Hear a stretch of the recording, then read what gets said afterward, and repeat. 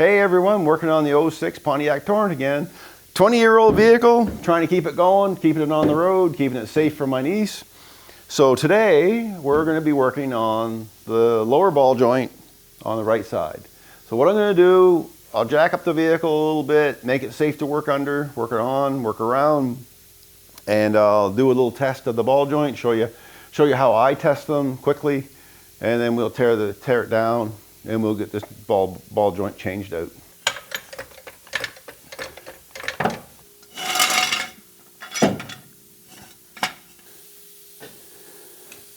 All right, so let's give it a little test. And you're focusing on this area right here where the camera's pointed in, and you may even be able to hear it. You can also see how much play there is in the front of the wheel. Now you can get tie rod ends to do it, but they generally, when you get a tie rod end issue, it'll be at the back of the wheel, the movement. And this is at the front of the wheel. The back is tight, so the tie rod ends are good in this car. So let's get this wheel off and we'll go from there. You might want to break that free, break the nuts free. Just loosen them a tiny bit before you put it up on the stand. It'll make your life a little easier. And reverse. Anyway, I managed to get it. So also I wanted to mention how messy our shop is. We're in the middle of home renovations. I've got wood piled everywhere, and all that stuff is going to have to be cleaned up before I get back on welding, because I don't like having wood and debris around when I'm welding. So anyway, let's get this wheel off.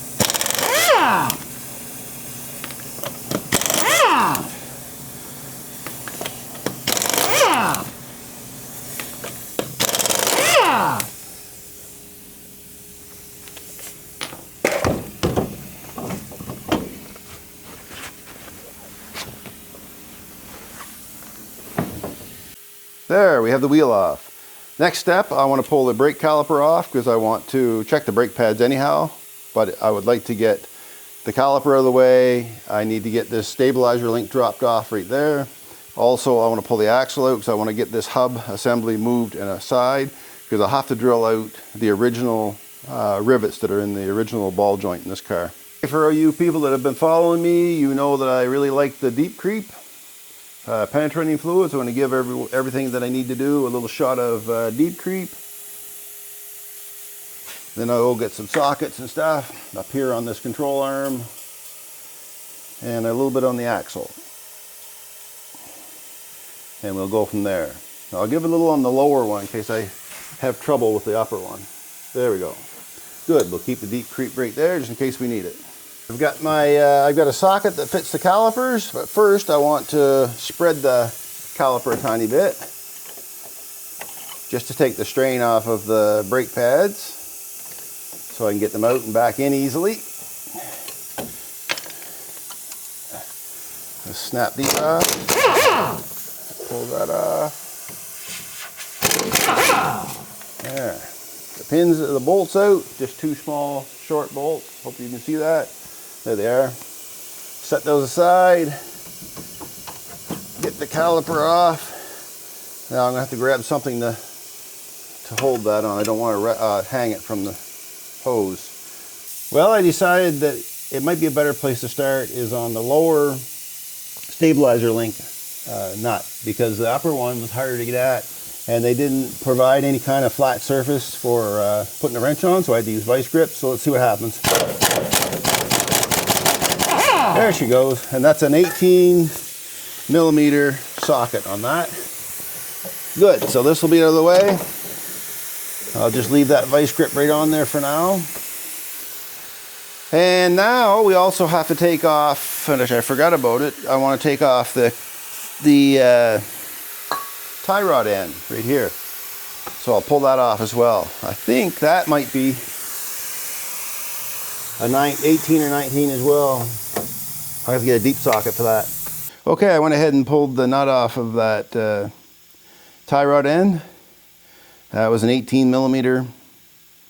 I used a 19, but it's actually an 18. It worked fine. So I'm going to give that a tap with a hammer, and we'll get that off too. Alrighty, got a ball peen hammer, and I'm going to see if I can get this off of here.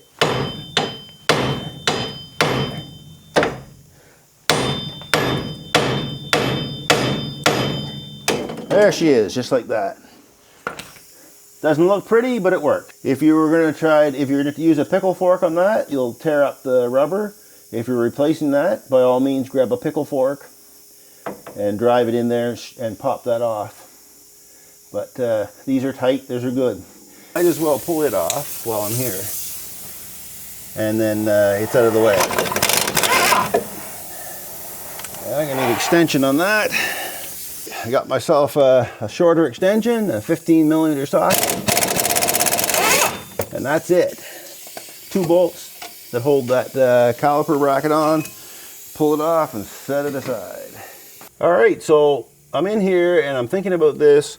And before I take the axle out, because a lot of you people out there don't have the right tools to take axles out with, and it could, in rustier climates, it could be a problem. So let's just go ahead and try to cut these off with a cold chisel.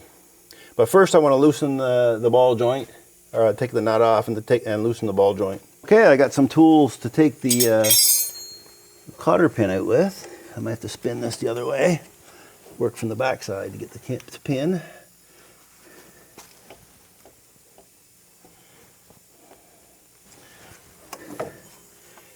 Yeah. Let's see what we've got going on here. These can be fun. There it comes. I think it's going to come out. There it comes, right out. This one wasn't in there bad. Bent it back and took it out. All right, now what size is that? A 17? Must be an 18. So very seldom you'll see smaller than an 18 on these. Yeah. And there's an 18, so I'm going to go on this side over here because I'm pulling towards myself. Get it on there. And get it started, just like so. There. And I'll get that backed off a little bit, and then I'll hit it. Actually, I'm going to use the pickle fork on that one. You break it free because, just because. But you'll want to get the nut back quite a ways before you break it free in case the threads are no good on it. If the threads are a little bit tough to get off, and you break that free, and if you break this free of the assembly here, then you'll have trouble getting that out because it'll spin on you. So I'm gonna go grab my pickle fork and a bigger hammer.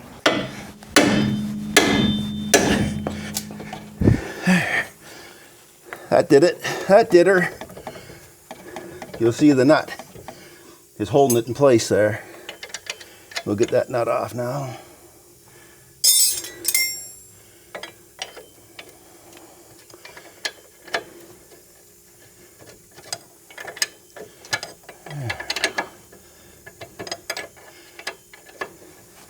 You guys probably saw that was off before I did.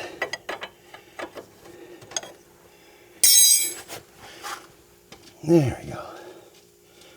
Now, if this works, we don't have to take that axle out. That'd be great. There we go. New one. Castle nut. There'll be a new one that comes with the new ball joint. And there we are. So if I can just shove this aside, I might be able to get those off with the sledge. Might have been easier to leave them. Actually, I could drill those from there. Yeah, so just be careful. If you do it this way, don't pull the axle outward because you'll pull it out of its socket in here and you'll have a struggle on your hands. Actually, I'm going to try something. I'm going to put this back in to give myself a little support for my sledgehammer, for the chisel. So I got a cold chisel, relatively sharp cold chisel. See if I can snap these off. If you're going to do it this way, use safety glasses. Now I know why I left that nut on there. There, the nut will just keep it from popping back down. I do have an impact tool, I might do that.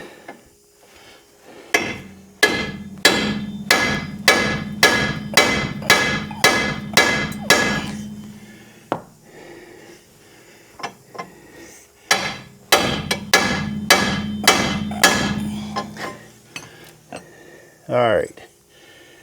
I think I'm going to drill those first. Get that nut back off. And I'm going to drill those out. There. All right, let me get a drill. And at least then if we have to tap them, it's a lot easier. I started to chisel on it. I said, no, that's the hard way. So why don't we drill a pilot hole, drill out most of that rivet first, and then do it. So I got myself a jack stand, an extra one, to rest that control arm on. And let's see what we can do with it. Hopefully this bit's sharp enough to do something. Looks like it.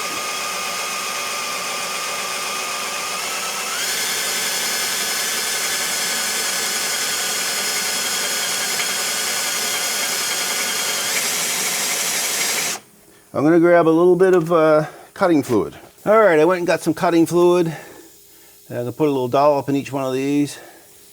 And that'll help the drilling process a little bit. So we're going to drill down. All we need to do is drill enough to get below the surface of that old ball joint. And then I'll put the other drill bit on.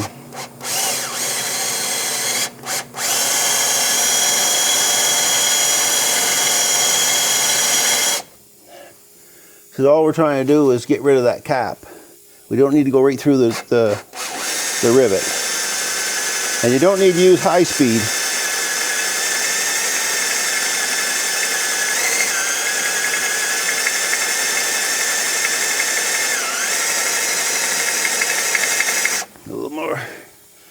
A little bit more cutting juice. Again, the cutting fluid's not necessary. If you go slow and don't burn your bits up. I just have it, so I like to use it. And a third one.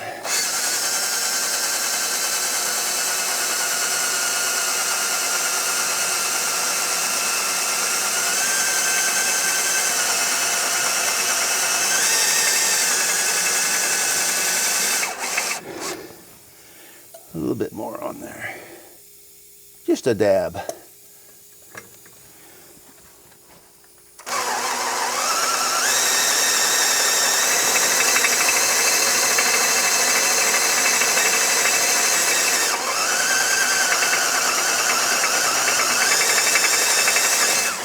Now, like I say, you don't have to go all the way through the rivet.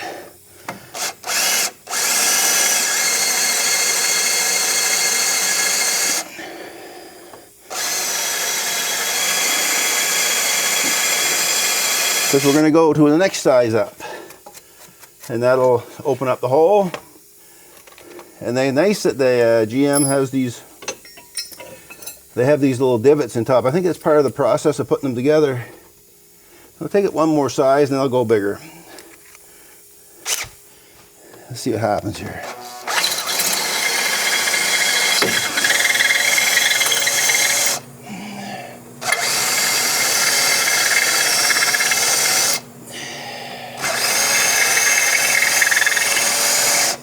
All right, let's go open it up with the big one.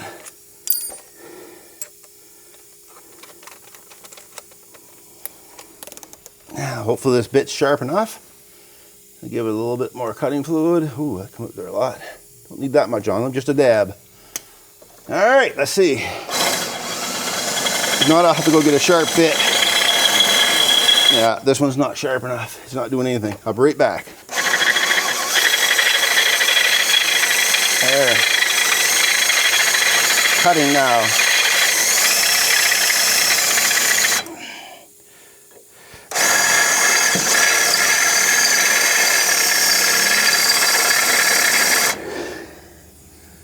I don't know.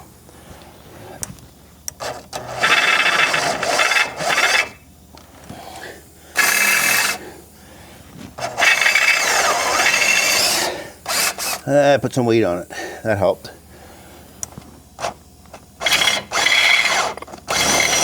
Some weight and slow speeds.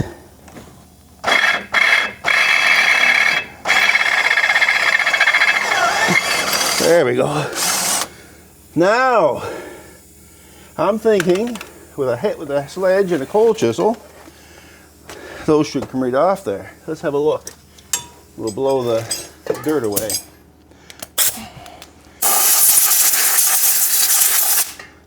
So now I've got them cut out sort of like that. Hopefully that's going to be enough. All right, let's see what we can do here.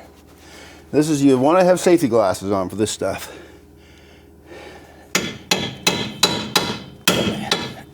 There's one.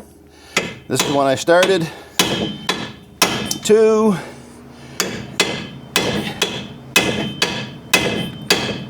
3, gone. So there's what it looks like, and it comes off like a little, you could actually save those and use them for projects. Not me, I'm throwing them in the garbage. And this will probably pop off, just like so. There it is. Remember which way it goes up. No, I'm just kidding you.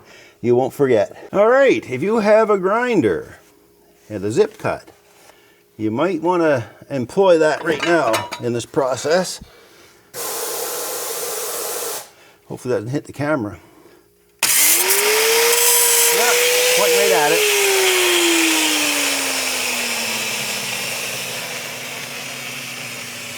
Pointing right at the camera.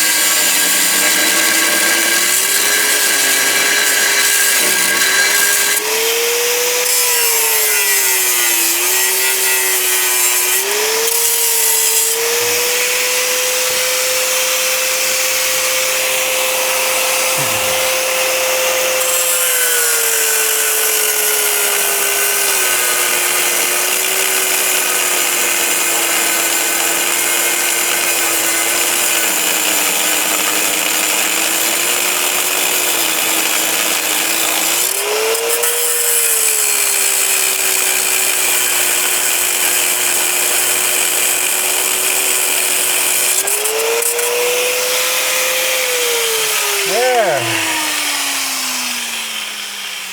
Of course, the grinding debris is always right at the camera, my experience. And next thing you know, you have a piece of grinder stuff stuck in your brand new lens, because that is a brand new camera. All right, let's see if we can pound these out now. Put the stand back under them, make sure it's not under where you're pounding. And find your tools again, because they'll all be all over the place as usual.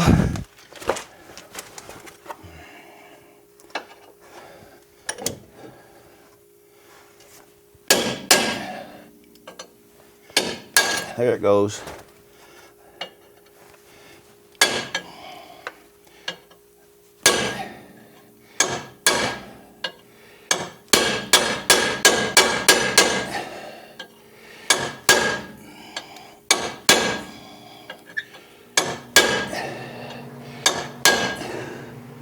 Where's my bigger hammer? Oh, way over there. All right, we'll keep using the ball peen hammer. It's starting, so there she goes.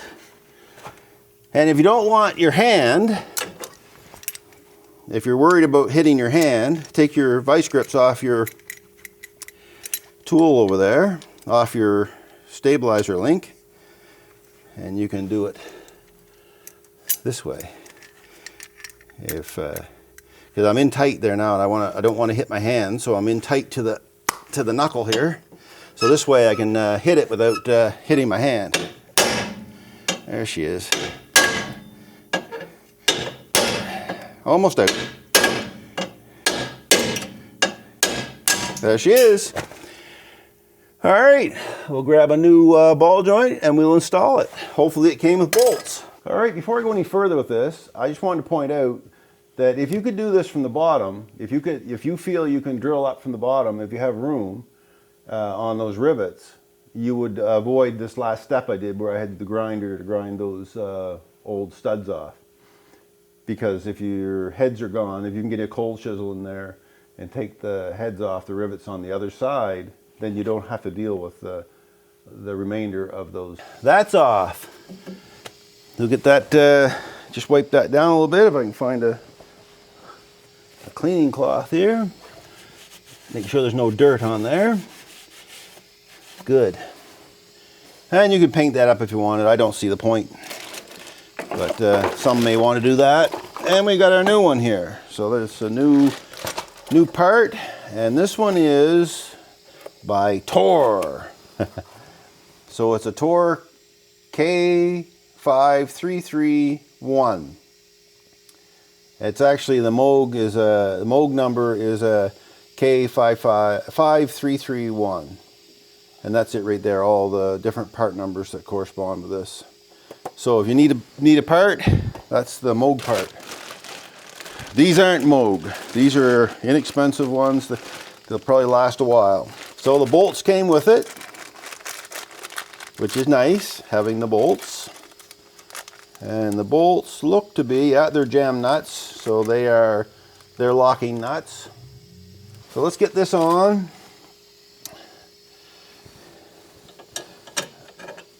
And make sure that now here's where, this is what I ran into one time before when I was doing the Saturn. The holes for the bolts aren't quite large enough, so we'll have to drill these holes out. So I'm going to have to go through. That one's almost. We're going to have to open those holes up a bit. So I'm going to get a step drill and we'll open those holes up a bit. All right, I've got a step drill. I like these step drills for this kind of work because it's fairly easy. So I just have to go one step.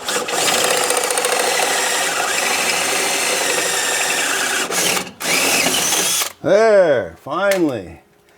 I'm sure these will all go through. Yeah. Yeah, good. Perfecto.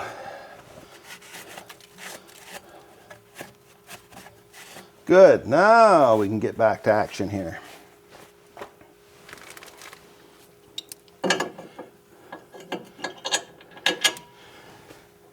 Yeah. All right, let's get this ball joint bolted on here.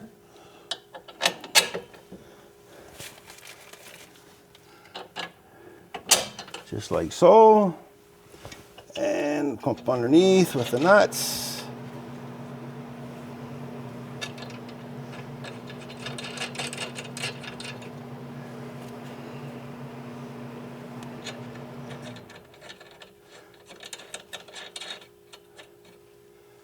Alright, I think I can get at that with my impact, and I'll have to get an 18 wrench on the top. If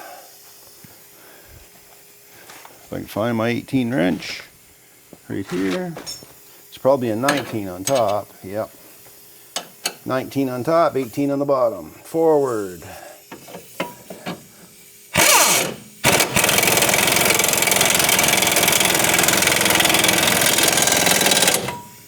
Tight.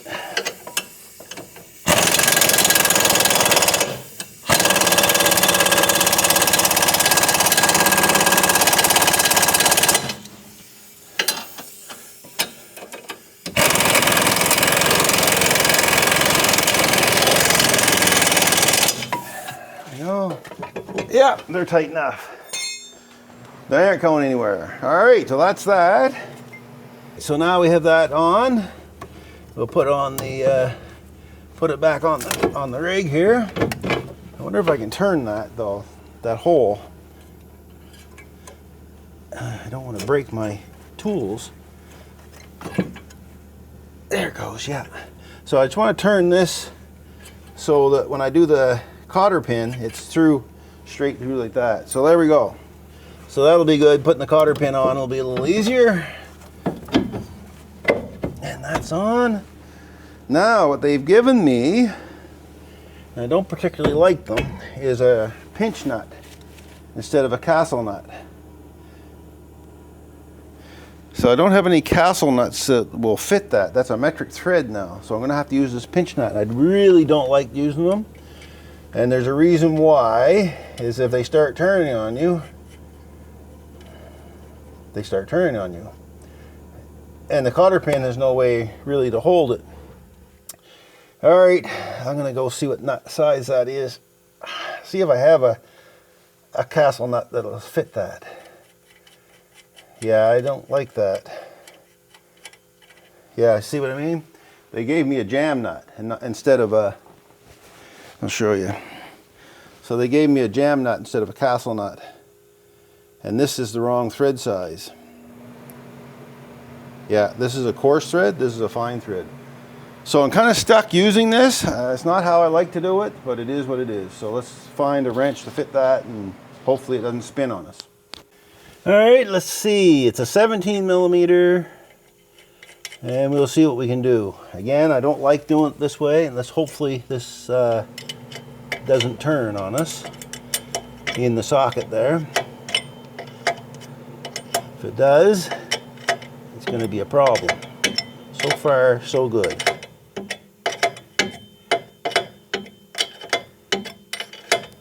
Okay, let me get this on, and we'll see what we can. If I run into problems getting it on, I'll get back to you. All right, I was able to get this in. It's as tight as I'm going to get it. Now, will that cotter pin fit through there?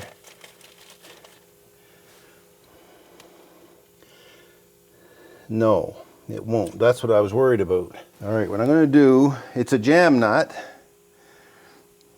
I don't know why they bother sending a, I'm going to get half of it through at least.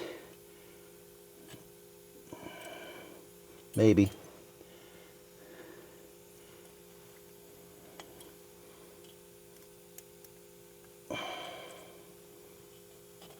Nope. All right. Well, I'm going to have to rely on that jam nut to do its job. They also sent a grease fitting, but this is a, oh, there is a hole, yeah. There's a spot for the grease fitting right there in the back. That's good. I had a moment there I thought maybe not. So I'll be able to grease it, which we'll have to do. All right, we'll get that in. All right, let's see if we can get this grease fitting put in. I got a wrench here. This is a, I don't know, 5/16 wrench. All right. There. All right, so I don't like that there's no cotter pin in that, even though it's a jam nut. But what I have here is some green, it's in a red container, but it's a green-blue Loctite. And what this stuff does, if you're not familiar with it, is it's good for putting on bolts on studs and stuff that are already installed. And you'll see it sunk right in. So what it does, I'll put a little more on, don't need much. It chases the threads down and locks it in place. And I don't think you commonly see that in automotive. I believe electricians use it more than, it's my understanding, because that's where I got it from an electrician. They use it more than automotive. But when you put it in, it'll sink and it'll chase the thread down and lock it. So that's better than nothing. It may make it hard to get back off next time, but there's room here to cut that off if we have to. And I'll be the one doing it. So, all right. So that makes me feel a little better that there's something on there. All right, now what do we have? So really now it's just reassembly. So I just want you to remember when you do it this way too, if you're not used to doing these things, is don't pull this out when you have that unhooked. Make sure you keep the axle in place. So now we put the tie rod end back on, the stabilizer link, and the rotor, bracket stuff. So let me get that done. And then I'll grease it as well.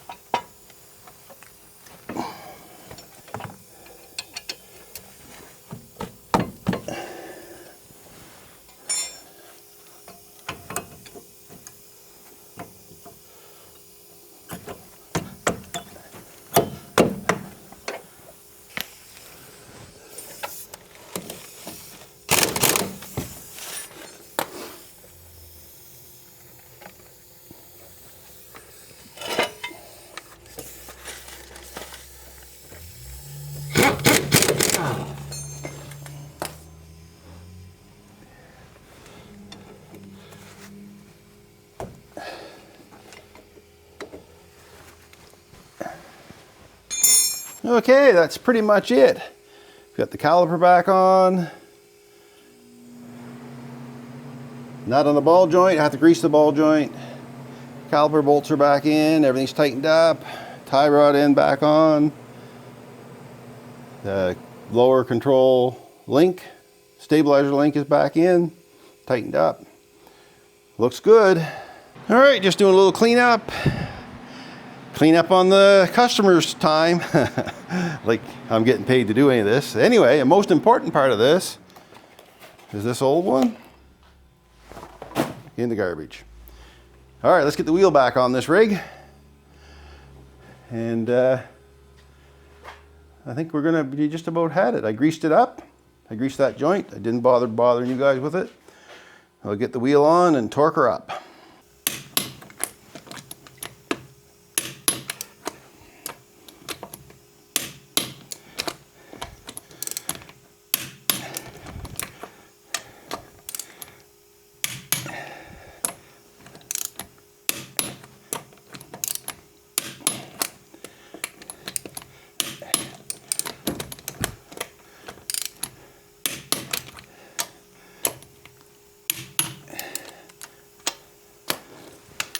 Well, there you go, another job done. Wheels torqued, everything's all in place.